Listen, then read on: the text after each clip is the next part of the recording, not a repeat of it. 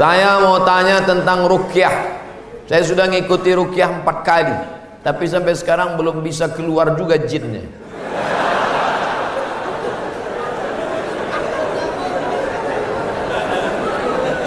Nanti pergi ke Pekanbaru, mana tahu hari libur, di belakang Hotel Premier ada Masjid Al-Falah.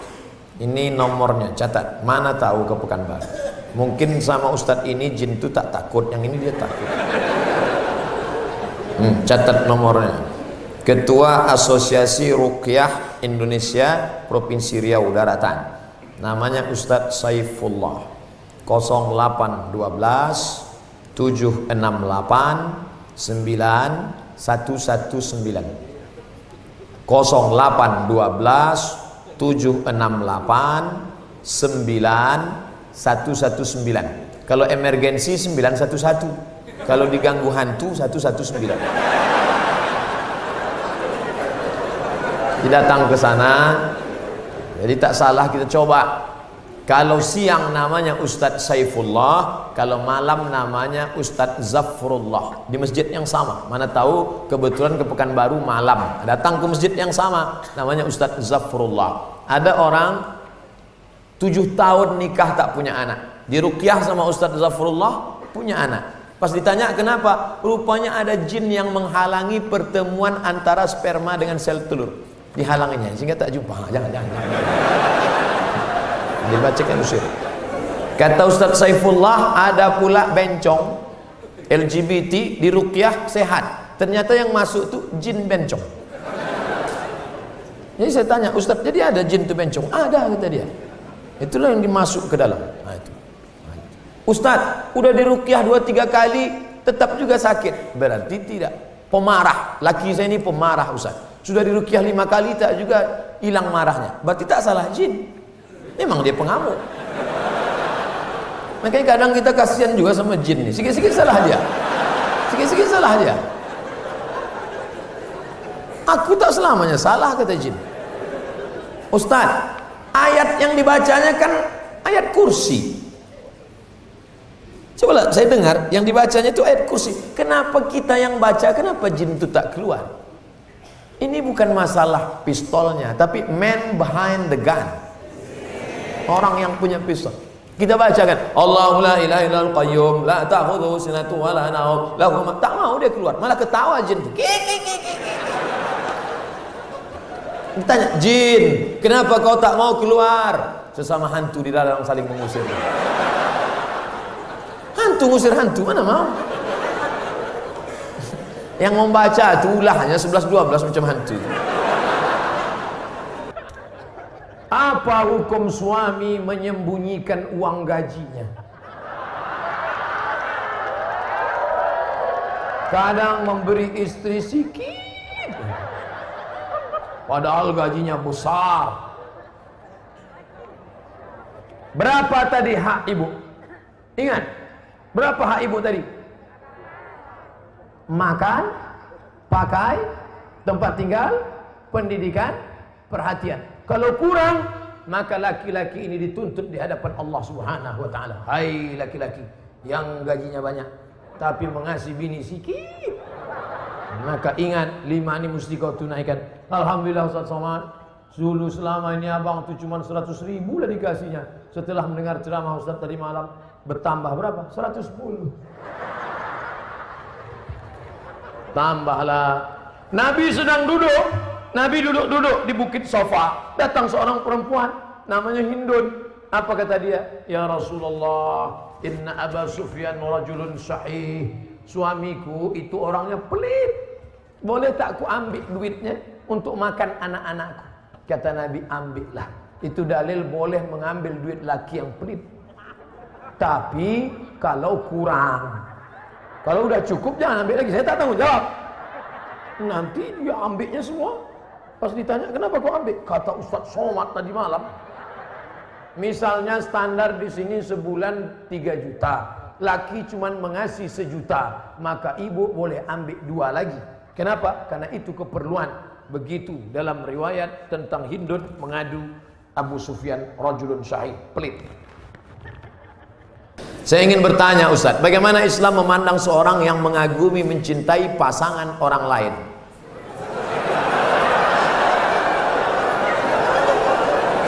Bagaimana pula jika orang itu memiliki perasaan yang sama dengan kita?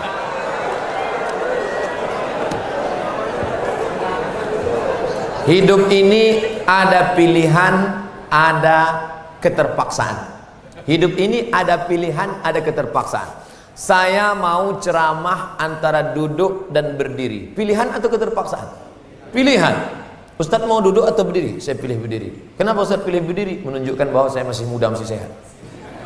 Antara minum atau tidak minum. Pilihan atau keterpaksaan? Pilihan. Minum atau tidak terserah saya. Mau saya minum, mau tidak. Itu pilihan saya. Nah, masalah cinta. Cinta itu pilihan atau keterpaksaan? Cinta tidak pilihan. Cinta adalah keterpaksaan. Oleh sebab itu maka kadang kita tengok orang ganteng bininya buruk. Kenapa? Terpaksa. Cinta tak bisa memilih. Ketika dia rasional, dia tidak cinta. Maka ketika kita senang dengan orang, kadang kita pun tak tahu alasannya. Kenapa kita tiba-tiba senang dengan orang? Nah, cinta tidak bisa memilih. Ketika kita suka dengan orang, apakah kita berdosa? Tidak.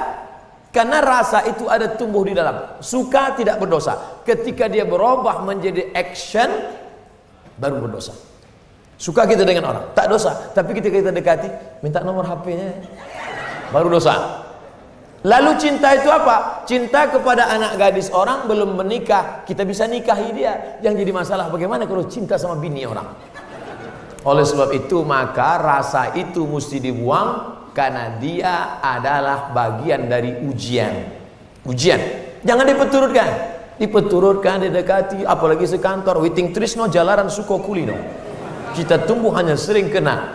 Berawal dari 6. Pertama, nazratun, pandangan.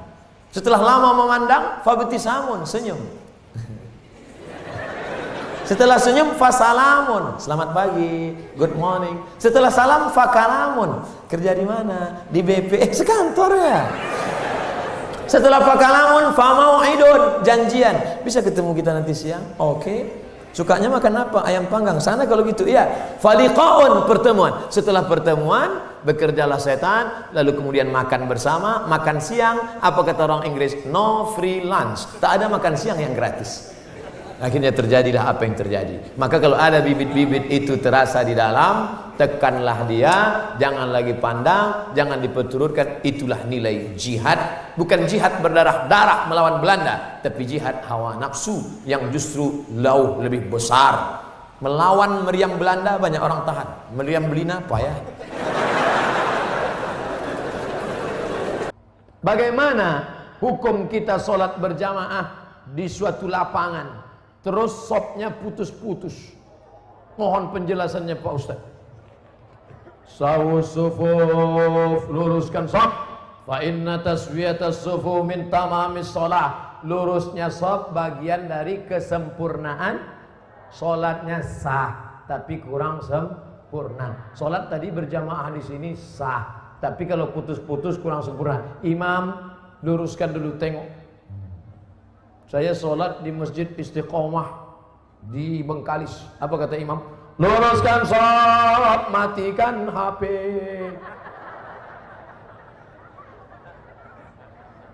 Ada pula di masjid lain, luruskan sholat, angkat kaki celana.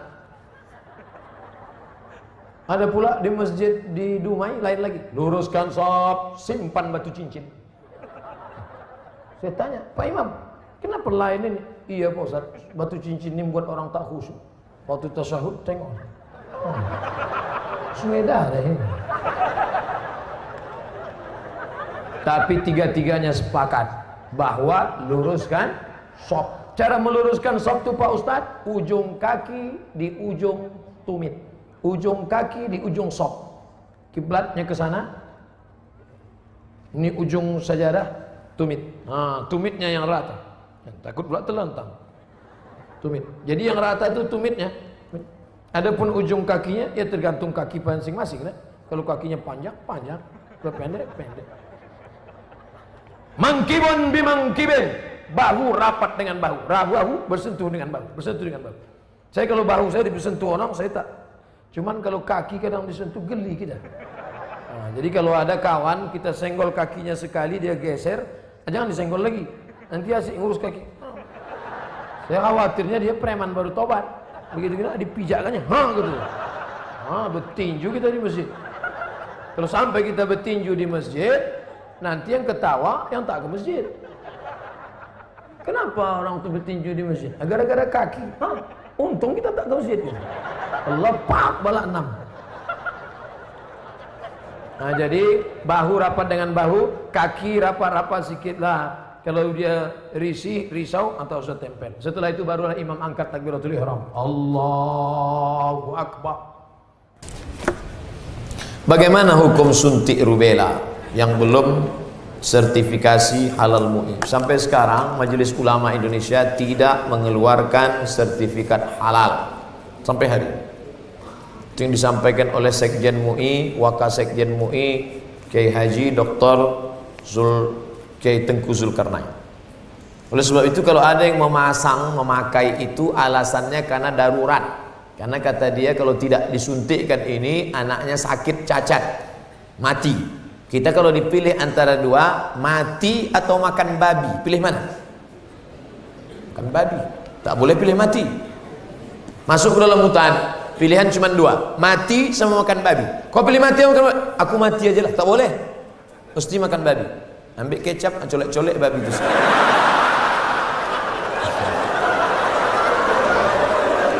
Tak boleh pilih mati. Nah, jadi kalau bapak ibu takut anak itu cacat, sakit, dipakainya hukum darurat itu. Ustadz Somad, saya tanya emak saya ini orang kampung. Mak, aku dulu waktu kecil ada disuntik cacar, suntik ini enggak. Kau dari kecil tak pernah disuntik. Asal datang dokter puskesmas, kularikan kau ke hutan. Sampai sekarang saya hidup, tak ada sakit. Pernah ada trapel ngajak saya umroh. Ustadz, kapan Ustadz ada kosong mau suntik? Kalau kalian mau berangkat, berangkat. Tapi aku terus terang tak bisa suntik. Kalau tak dapat visa Pak Ustadz, saya tak berangkat. Sampai hari H saya tak suntik. Tak bagaimana ceritanya mereka dapat visa, berangkat. Katanya kalau tak suntik sakit mati. Tak mati. Tapi ini tak bisa jadi hukum. Saya tak mati, yang mendoakan saya banyak. Nah, sebanyak ini mendoakan. Mana ngumpan kuman-kuman virus-virus? Pak Ustadz, berdosa tak kita memarahi ibu? Alasannya ibu keluar rumah tak menggunakan hijab. Oh, tak boleh nak. Mentang-mentang kau sudah pengajian, lalu kau panggil emakmu, mak sini sebentar. Assalamualaikum warahmatullah, neraka jahanam. Bukan begitu caranya. Wa in jahadaka ala an tusyrika bima laysa laka bihi ilmun. Kalau emak bapakmu memaksamu untuk mempersekutukan aku, fala tuti'huma, jangan kau patuhi dia. Tapi untuk melawan tetap tak boleh. Wa sahibhuma fid dunya ma'rufa, tetaplah bergaul dengan jangan kalian yang menasihati dia. Datangi Pak Wan, datangi Pak Bupati, datangi Pak Wabu. Pak, bisa tak Bapak nasihati mak saya? Mak saya ini takut sama bapak. Nah, panggil Pak Bupati, Bu, sini. Ibu, kenapa tak juga begitu? Iya Pak, insya Allah saya begitu. Gitu. Jadi mulutnya mulut mereka, pesannya dari kita. Jangan kita ngomong. Kita sebagai anak tidak pernah bersar di hadapan orang tua kita. Saya, Abdul Somad LCMA, penceramah, tapi di depan mak saya, alah kau udah kecil. Ibu tak pernah melihat anaknya itu besar. Anak itu tetaplah anak kecil yang dulu dia gendong-gendong. Maka pakai lidah orang lain. Cari tokoh-tokoh adat, tokoh lembaga adat Melayu, nenek mama, tokoh masyarakat. Datuk, bisa tak Datuk nasihati? Nenek, bisa tak nasihati emak saya belum berjilbab? Aku pun tak berjilbab juga. Apa hukum orang yang mampu beli mobil tapi minyaknya pakai subsidi premium? Ini nyindir saya nampaknya. Janganlah main sindir-sindir. Kalau mau turun saya baru tanya langsung. Berat menjawabnya ini. Kita bandingkan dengan negara lain, bagaimana harga minyak, bagaimana hebatnya negeri kita, gemah ripah, loh jenawi, tongkat dan batu jadi tanaman, untayan zamrud, katulistiwa di bawah minyak, di atas minyak. Bagaimana nasib saudara kita di Anambas yang begitu kaya dan hebat, tapi 24 jam saya di sana, HP saya tak berbunyi sama sekali. Nah, ini kan luar biasa. Oleh sebab itu pengaturan minyak, subsidi segala macam, mudah-mudahan ke depan pemerintah lebih baik insyaallah. Ini hak kita, kita sebagai warga negara. Mestinya kita ini, kalau dilihatlah minyak kita dengan gas kita, dengan batu bara kita, dengan negeri terkaya di dunia, tak ada apa-apanya Brunei Darussalam. Ustaz, apa hukumnya membawa HP ke toilet? Misalnya main game.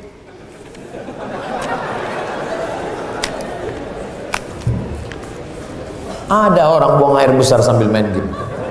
La ilaha illallah Muhammadur Rasulullah. Fokus sajalah di satu pekerjaan. Tahu salah yang lain. Pak Ustadz, saya mau nanya, apakah orang yang bertato itu tidak diterima sholatnya? Ada orang pakai tato, apa tulisan tatonya? Orang yang bertato tidak diterima sholatnya.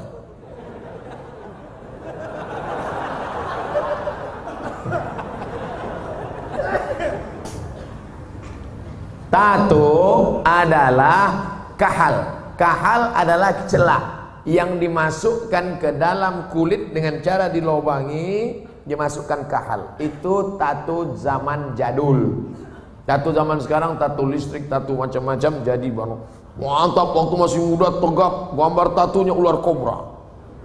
Setelah tua kena diabetes, mengkerut, cacing pita.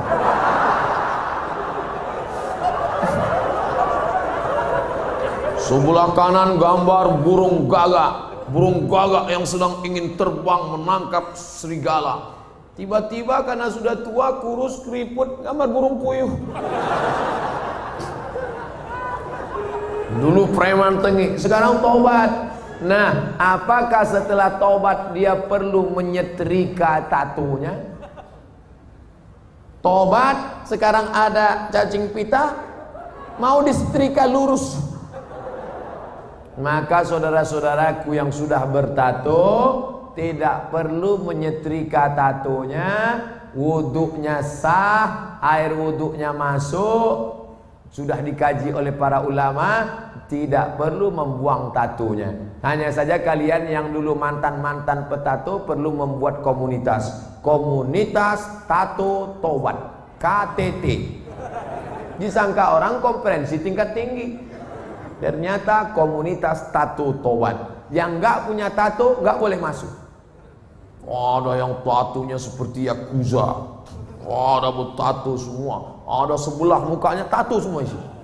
Tiba-tiba ada satu pesertanya nggak punya tato. Loh, sampean nggak ada tato kok bisa ikut? Ternyata tatonya cuma satu tai lalat. Dulu pengen jadi Rano Karno, nggak jadi.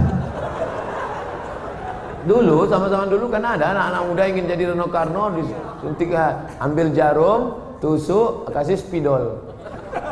Ustaz kok tahu? Saya dulu nyoba juga. Nggak jadi. Nah, bagi yang belum punya tato jangan buat tato. 5. La'anallahul wasimat, Allah melaknat yang tukang buat tato. Wal mutasimat, minta buatkan tato. Wal mutanammisat, yang mencabut. Ini alis atau bulu mata? Alis, mencabut alis. Ini jangan dicabut. Ini mau nikah, wah dicabut, cabut. Gak mempan cabut dicukur, wah hilang. Tukang buat tato, minta buatkan tato, mencabut bulu mata, alis mata. Wal mutafallijat, mengotak-atik gigi. Gigi sudah bagus diotak-atik, kecuali giginya memang nggak wajar. Setiap melihat dia senyum pingsan 3 orang. Hai gitu, pingsan. Itu boleh. pakai kawat. Dulu seingat saja kawat itu kan untuk pagar, sekarang gigi pakai kawat. Hari Senin ungu, hari Selasa merah, hari Rabu pink. Setiap ketemu, itu nggak boleh, mubazir, sakit. Pokoknya merubah yang nggak wajar jadi wajar, boleh.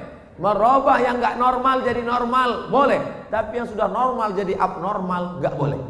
Nah, oleh sebab itu yang bertato, kalau ada imam kita bertato, nggak usah dipermasalahkan. Nanti selesai sholat, ini sholat kita sah nggak ya? Nampaknya nggak. Pokoknya baik-baik semua. Kalau orang tua saya sebelum meninggal berwasiat kepada saya untuk pergi haji, apakah saya harus memenuhi wasiat itu apa tidak? Sedangkan saya belum naik haji.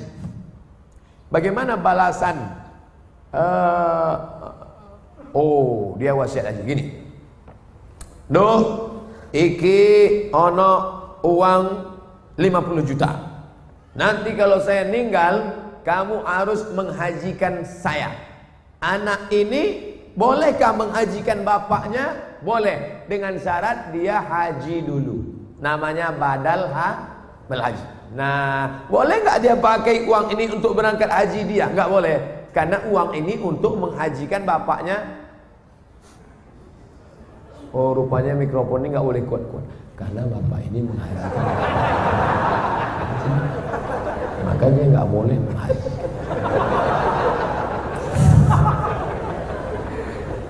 Jadi dia harus haji dulu, baru dia bisa menghajikan bapaknya. Dalilnya mana? Labbaik Allahumma subruma, labbaik Allahumma subruma.